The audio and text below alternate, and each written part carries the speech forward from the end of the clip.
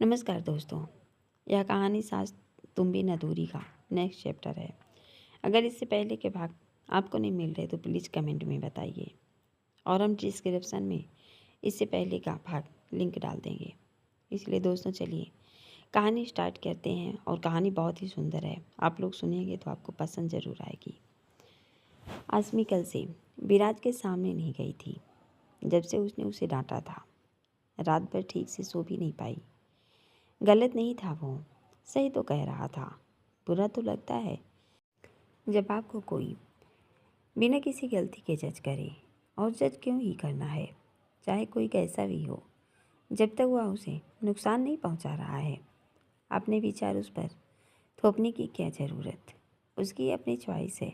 अगर वह अपने ही तरह के लोगों के बीच है और उन्हें भी उससे कोई आपत्ति नहीं, या तो पर्सनल चॉइस होनी चाहिए। उससे भी विराज ने कभी बदतमीजी नहीं की थी। जो दिल में था वह सीधे सीधे बता दिया था। आसमी क्या सोचती थी, उसकी भावनाओं की कदर की। कभी खुद को थोपा नहीं था, न ही मजबूर किया कि वह उसे प्यार करे। बस उसके साथ रहने के मौके ढूंढता रहता था। शायद अब तक जिस लड़की की तलाश थी वह आसमी पर आकर पूरी हुई। इसमें तो कुछ भी गलत नहीं था, न ही उसने धोखा दिया। वह मिलकर माफ़ी मांगना चाहती थी, पर विराज कल से उसे मिला ही नहीं और वह भी उसके सामने जाने से बच रही थी। कहीं भरे ऑफिस में बेइज्जती ना हो जाए। उसका गुस्सा कल उसने नज़दीक से महसूस किया था। फिर भी वह शब्द काफ़ी संभाल कर बोल रहा था, लेकिन लहजा कड़ा था। कितने आगे तक की बात की थी। आसमी जैसे जैसे सोच रही थी, उसे खुद पर शर्म सी महसूस हो रही थी। विराज ने उसे इस तरह कभी बात नहीं की, और कल वह गुस्से में क्या क्या बोल गया। शब्दों का कोई ख्याल रखते रखते आखिर वह वैसे शब्दों का प्रयोग कर ही गया जो एक बॉस और एम्प्लॉय के लिहाज में शर्मनाक थे। कितनी awkward सिचुएशन थी। तब तो उसे समझ ही नहीं आया, और अब जब वह याद करती थी तो उसे बुरा भी लग रहा था और शर्मिंदगी भी महसूस हो रही थी। ऑफिस में तो उसके सामने नहीं जा सकती। क्या भरोसा अब की बार सबके सामने फटकार दे। शाम को ऑफिस खत्म करने के बाद मिल सकती है, यही ठीक रहेगा। पूरा दिन इसी उधेड़-बुन में कटा, पर गलती उसकी थी तो माफ़ी भी बनती है। जो भी हुआ उसमें विराज की कोई गलती नहीं थी, बल्कि उसके तो हाथों में खुद ही ढील निकल गई। वह इंतजार में थी कि सब जाएं और वह विराज से अकेले में मिले। धीरे धीरे ऑफिस खाली हो रहा था और विवेक और विराज तीनों ही बचे हुए थे। वह मैं विराज सर से मिलना चाहती थी। क्यों? कल कुछ बाकी रह गया था सुनना, जो आज याद करके आई हो। नहीं, कल के लिए माफ़ी मांगनी थी। आसमी को विवेक ने तंज का अंदाज़ा था। उसने सीधा सपाट उत्तर दिया, ओह दैट्स ग्रेट। तो फिर किसका इंतज़ार कर रही हो? जाओ। अरे वाह, कल तो नहीं डरी तुम, आज क्या हुआ? कल मैं खुद गुस्से में थी। हाँ, यह तो है, गुस्से में इंसान अपना विवेक खो देता है। विवेक ने अपने ही नाम पर जोर देते हुए कहा, चलो मैं निकलता हूँ, तुम सुलह कर लो, तुम्हें तो सर छोड़ ही देंगे। कहकर विवेक निकल गया और आसमी पीछे खड़ी उसके शब्दों को सोचते ही रह गई। क्या कहकर गया था, समझने की कोशिश कर रही थी, डरते डरते ही सही। आखिर आसमी ने विराज के केबिन में नोट किया। विराज उसे कब से देख रहा था, जब से वह हिचकिचाहट महसूस कर रही थी। तब जब सब जा चुके थे और वह अकेली बची थी। तब विवेक जब उससे बात कर रहा था, बात भी जब वह आज पूरा दिन उलझी उलझी सी बैठी थी। और कल भी बात यह थी कि वह पिछले 2 दिनों से उसे बस सीसीटीवी कैमरे में थ्रू ही देख रहा था। पहल नहीं कर सकता था क्योंकि उसका स्वाभिमान आड़े आ रहा था। इतना हल्के में कैसे लिया उसने उसका कैरेक्टर? आखिर है तो इंसान ही, चोट उसे भी लगती है, दर्द उसे भी होता है। क्या हुआ? जो आदमी है तो क्या उसका कोई वजूद नहीं उसके कैरेक्टर के बारे में कुछ भी कहेगी? उल्टा सीधा जो मन में आया। वह कब से उसके बारे में इसी तरह की सोच रखती होगी, या तो कल का वाकया हुआ जो उसने अपनी सोच जाहिर कर दी। उसे तरस आ रहा था कि यह उसकी पसंद थी जो इसके बारे में इस तरह के ख्याल रखती है। पर अब क्या ही कर सकता था? दिल के हाथों मजबूर था। टक टक, कम इन। एक स्ट्रेट फॉरवर्ड सा लहजा था। सोचा था थोड़ी देर फॉर्मल ही रहेगा। क्या बात है, आज पूछ कर आई हो? कल तो बिना पूछे ही आ गई थी, जैसी बेबी बेडरूम से में चली आती है। यह क्या था? गुस्सा या फिर नाराज़गी या फिर प्यार वाली डांट?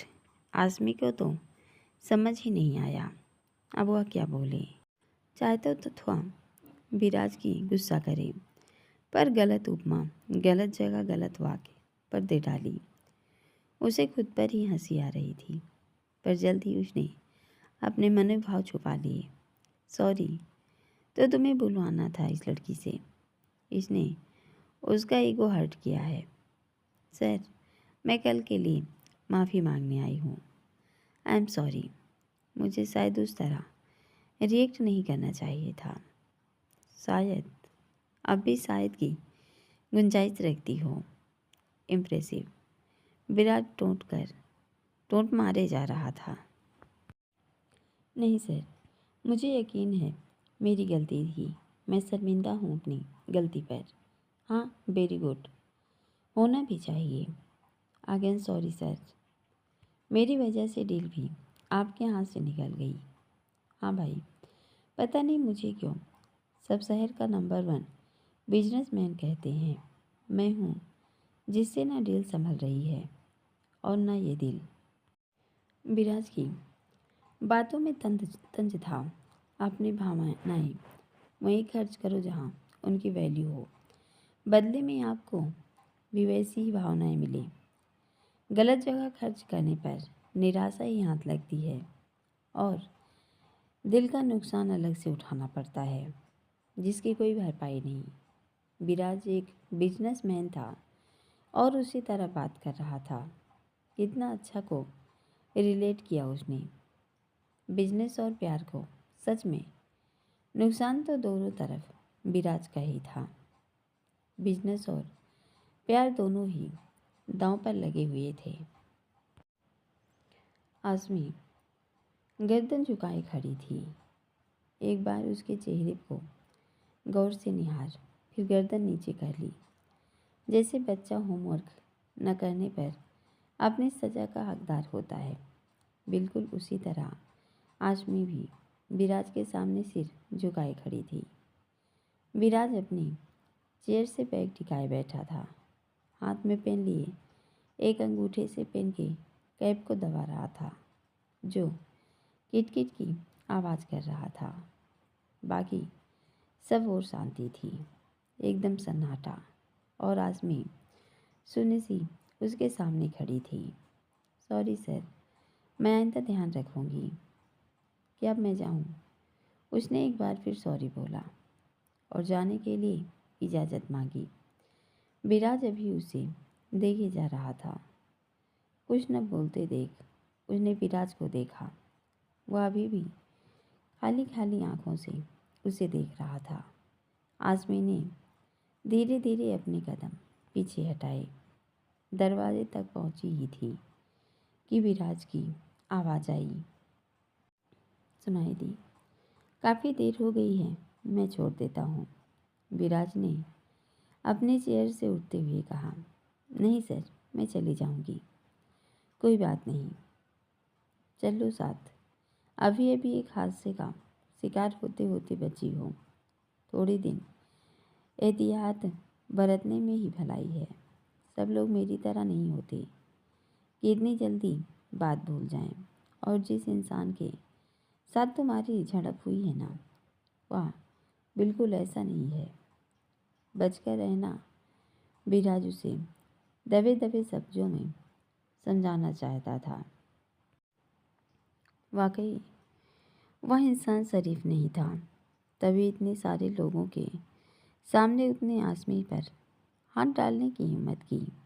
कुछ खुद पसंद लोग होते हैं जो पैसों और रसूख के बलबूते कुछ भी करने का दम रखते हैं और कर भी गुजरते हैं।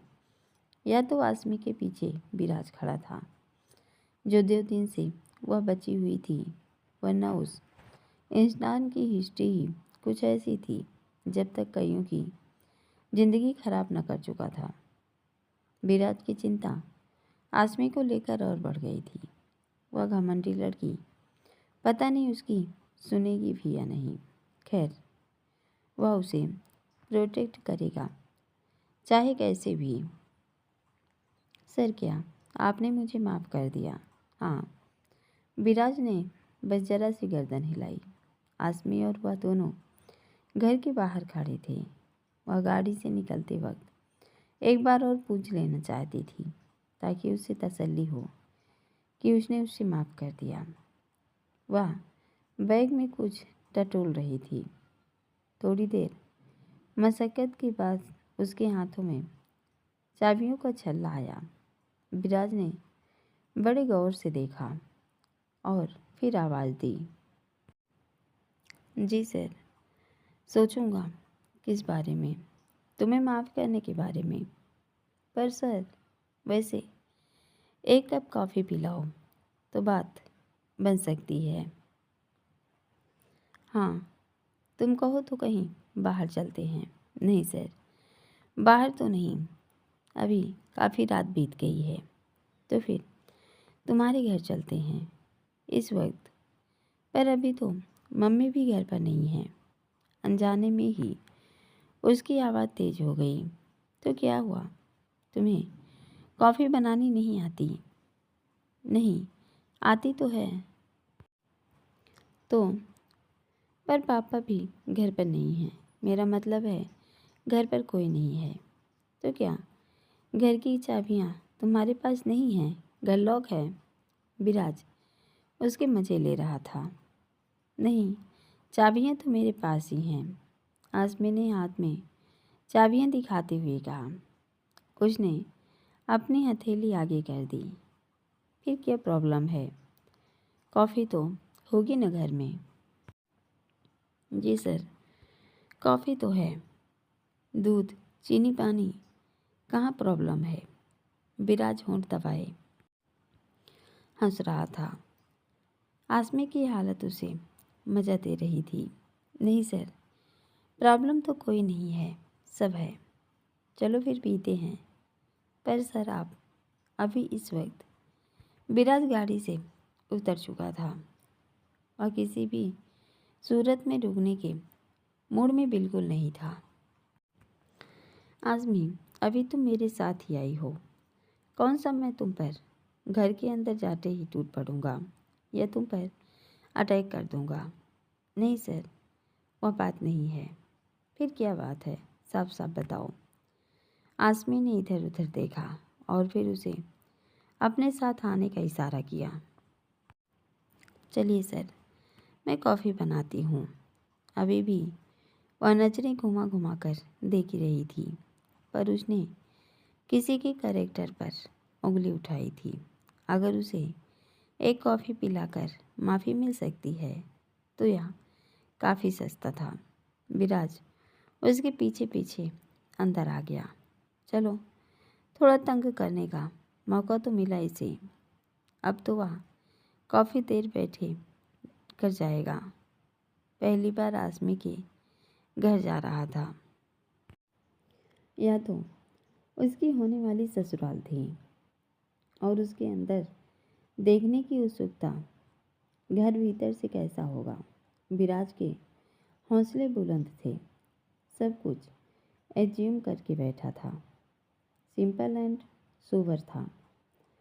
ज़्यादा बड़ा नहीं लेकिन छोटा भी नहीं, मीडियम साइज घर सलीके से सेट किया हुआ। 3 लोगों के हिसाब से वह सही था। विराज लॉबी में बैठा इधर उधर नजरें घुमा रहा था। न जाने उसकी निगाहें क्या ढूंढ रही थी। ऐसा लग रहा था मानो घर की छवि को मन में बसा लेना चाहता हो। उसे तो आज़मी की एक एक चीज़ से प्यार था और आज़मी थी जिसे उससे भी नहीं। बिजनेस के सिवा यही एक चीज़ थी जहाँ विराज घाटे में चल रहा था। वरना विराज कभी घाटे का सौदा नहीं करता, पर यहाँ उसकी किस्मत उसका साथ नहीं दे रही थी। न जाने अभी उससे और कितनी मेहनत करवाएगी यह लड़की। घर पर भी शादी के लिए प्रेशर था। कब तक टालता रहेगा। बड़ी मुश्किल से साल भर की मोहलत मिली थी और यह लड़की थी जो अपने दिल के दरवाजे बंद करके बैठी थी। और रही सही कसर उस गलीज इंसान ने पूरी कर दी। विराज को फिर पार्टी वाला इंसिडेंट याद आ गया। उसका मूड खराब हो इससे पहले उसने खुद को वापस मोड़ लिया। कुछ पॉजिटिव राय देकर यह काम हुआ खुद ही काम कर लिया करता था। यह दिल और दिमाग की लड़ाई थी जिसमें आज़मी के बारे में हमेशा उसका दिल ही जीतता था। कभी तो दिन फिरेंगे और उनके पेरे फट पड़ेंगे। ईश्वर करे ऐसा ही हो। आज़मी कॉफ़ी लेकर आ गई थी और विराज ने खुद से गुफ्तगू बंद कर दी, इस उम्मीद के साथ कि कोई बात नहीं, दिन बदलते रहते हैं, यह दिन भी बीत जाएंगे और एक दिन आएगा जो ज़रूर उसका होगा। विराज को बड़ा विश्वास था। आज़मी, जी सर। मेरा नेचर चाहे कैसा भी हो, कैरेक्टर एकदम प्योर है। तुम्हें फिक्र करने की ज़रूरत नहीं। मैं बस कॉफ़ी पीकर निकल जाऊंगा। वह जानता था आज़मीन सिक्योर फील कर रही थी उसकी प्रेजेंस से। जी सर। विराज ने एक झटके में आज़मी की कसमकस को दूर कर दिया। वैसे कॉफ़ी अच्छी बना लेती हो। जी सर, थैंक यू। सच में उसने उसे ज़्यादा तंग नहीं किया। हल्की फुल्की बातें कर वह लौट गया। जाते जाते हिदायतें देकर गया था कि घर अच्छे से बंद रखे और एक बार लॉक ज़रूर चेक कर ले। आज़मी को भी अपनी सुरक्षा की चिंता थी। उसने सब खिड़की दरवाजे अच्छे से चेक किए। विराज बाहर आया। कुछ देर गाड़ी में बैठा रहा, न जाने क्या सोच रहा था। फिर फ़ोन उठाया और 1-2 जगह नंबर डायल किए। पूरी तसल्ली हो जाने के बाद वह वहाँ से निकला। तब तक उसने गाड़ी बस रूट के किनारे लगा दी थी। आज़मी के घर से थोड़ा आगे आकर, ताकि वह उसे देख न ले। क्या हुआ? यह इतनी उखड़ी उखड़ी क्यों है? रात तो मैं इसे ठीक ठाक छोड़ कर आया था। विराज ने विवेक से पूछा। आज़मी का व्यवहार कुछ बदला बदला सा था। वह विराज की समझ से परे थी। पता नहीं सर, मुझे भी नहीं पता। यार, एक तो यह समझ नहीं आती मुझे, कब क्या कहेगी, क्या करेगी, क्या सोचती है, क्या समझती है, कुछ नहीं पता। इस प्रैक्टिस समझने से भी ज़्यादा मुश्किल है इसे समझना। विराज ने अपना सिर हिलाते हुए कहा और काम में मशगूल हो गया, क्योंकि अब जिसके साथ उसे कोलेबोरेशन करना था वह तो कैंसिल हो गया था। किसी और के साथ टाई अप कर कोई नया प्रोजेक्ट हाथ में लेना ज़रूरी था, वरना उसके बिजनेस को उतार चढ़ाव का सामना करना पड़ सकता था। आज़मी कुछ ज़रूरी और मीटिंग की बातें कर वापस अपने केबिन में आकर बैठ गई थी। वह परेशान थी। मम्मी पापा 2 दिन के लिए बाहर गए थे। आज सुबह ही में पहुँचे और पहुँचते ही पड़ोसियों ने उनके घर के समाचार अच्छी तरह सुना दिए थे कि कल रात को 8-9 बजे कोई लड़का उसके घर आया था। मम्मी के सवाल शुरू हुए, लेकिन आज़मी के जवाब उन्हें संतुष्ट करने के लिए पर्याप्त न थे। मिडिल क्लास परिवारों की यही कहानी है। वहाँ बंदिशें, दायरे थोड़ा ज़्यादा होते हैं। आज़मी के साथ भी यही था। इसलिए वह विराज को अपने घर नहीं बुलाना चाहती थी। पर विराज तो विराज था। उसे कहाँ समझ थी इन सब की, और न वह किसी दायरे में या बंदिश में बंद कर रहता था। उसने कभी यह चीज़ देखी ही नहीं। हमेशा से इंडिपेंडेंस लाइफ रही। बहुत कम टाइम से ही वह खुद का बिजनेस खुद ही संभाल रहा था। पापा बहुत समय पहले एक्सपायर हो गए थे। सारी जिम्मेदारी उसके कंधों पर आ गिरी। सोने का चम्मच मुंह में लेकर पैदा हुआ था। एक हाई प्रोफाइल लाइफ जी थी। अपने स्टेटस के लोगों के साथ ही रहा। अपने बराबरी के लोगों के साथ ही उठना बैठना था। वह भला मध्यम वर्गीय मानसिकता कैसे समझता? उसके लिए तो कोई बड़ी बात नहीं थी। और आज़मी साफ साफ मना भी नहीं कर सकती थी। एक तो अपनी गलती में घिरी हुई, ऊपर से वह उसका बॉस रह गया था। जो प्रपोजल विराज की तरफ से आया था, जब तक वह एक्सेप्ट नहीं कर लेती, उसके बीच में यही रिलेशन रहना था, जो कायदे के साथ चलना ही ज़रूरी था। पूरा दिन उसका कसम में ही कटा। समझ ही नहीं आया विराज ने वह बात कैसे करे। क्या कहेगी उससे? वह फिर कहीं कुछ गलत न सोच ले। एक तो उसकी हरकतें उसे कोफ्त दे रही थी, और वह खुद गाहे बेगाहे उसे उलझनों में डाल देता। सीधा सीधा इनकार करने के बावजूद इंतज़ार करने पर खड़ा था, क्योंकि यह इतना जिद्दी। इसे लगता है जो इसने सोचा है वही होगा। ऐसा थोड़ी ना होता है। वह नहीं कर सकती थी उससे शादी।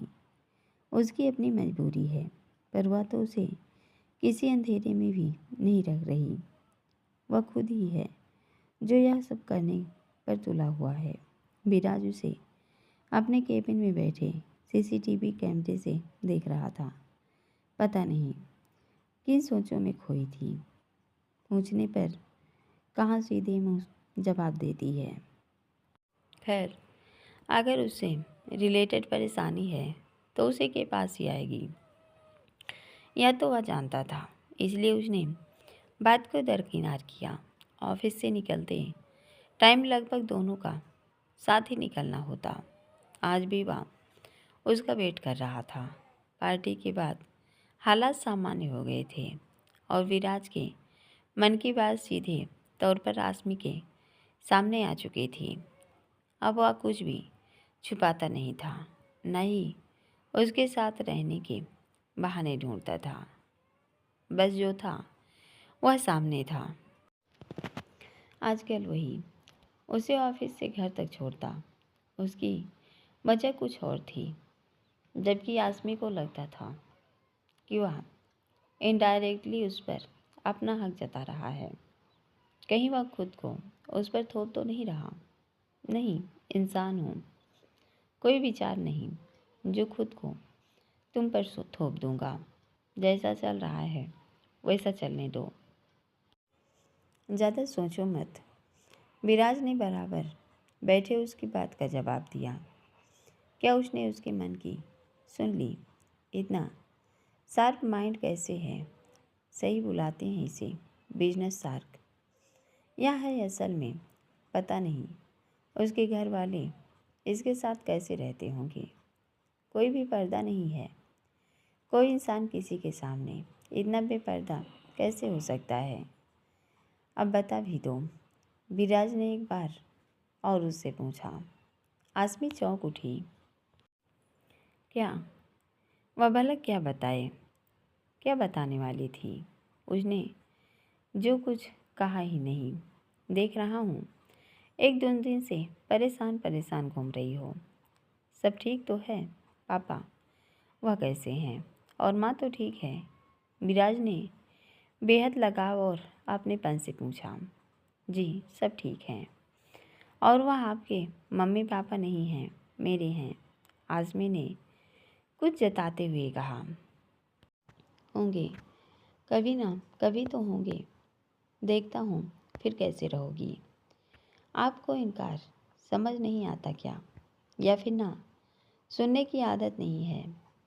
जाने मन, जब से तुमसे मिला हूँ मुझे सब सुनने की आदत हो गई है, खासकर वह जो मेरे लिए सोचना भी मुमकिन ना हो। यू आर अनप्रिडिक्टेबल, विराज ने हंसकर कहा। अब मैं क्या? तुम वह बताओ जो बात तुम्हें परेशान कर रही है। विराज सीधे सीधे पॉइंट पर आया। उस दिन आप मेरे घर आए थे ना, कॉफ़ी पीने के लिए? हाँ यार, आया तो था। अब क्या बदला लोगी उस बात का? कहो तो मैं कॉफ़ी पिला सकता हूँ, या फिर सीधा डिनर पर चलें। तुम बस हाँ तो कहो, डेट पर ले चलूँगा। आप बात को कहाँ से कहाँ लेकर जा रहे हैं? क्या करूँ? मुझे ही लेकर जाना पड़ेगा। तुम तो जहाँ की तहाँ खड़ी हो। आगे बढ़ने के लिए किसी एक का आगे कदम बढ़ाना ज़रूरी है। विराज, हाय, कितना हक से तुमने मेरा नाम लिया है। बस यही कहती रहा करो। सर्वर छोड़ो यार, तुम्हारे मुंह से अच्छा नहीं लगता। तुमसे तो मैं कुछ और सुनने की ख्वाहिश रखता हूँ। क्या आज आप मेरे घर चलेंगे? मम्मी आपसे मिलना चाहती हैं। विराज के तो पाँव ब्रेक पर थे और झटके से ब्रेक लग भी गए। यह लड़की तो उसके पैरों के नीचे से ज़मीन खिसकाने की काबिलियत रखती थी। क्या क्या कहा? अभी अभी उसने विराज हैरत से उसके सामने देख रहा था। आज के दिन की सबसे अच्छी बात सुनी थी उसने। काश यह पूरी तरह सच हो, पर असलियत कुछ और थी। आज़मी के आगे कई शब्दों ने विराज को ज़्यादा देर भ्रम में रहने नहीं दिया और जल्द ही वह अपने ख्वाबों की दुनिया से बाहर निकल आया था।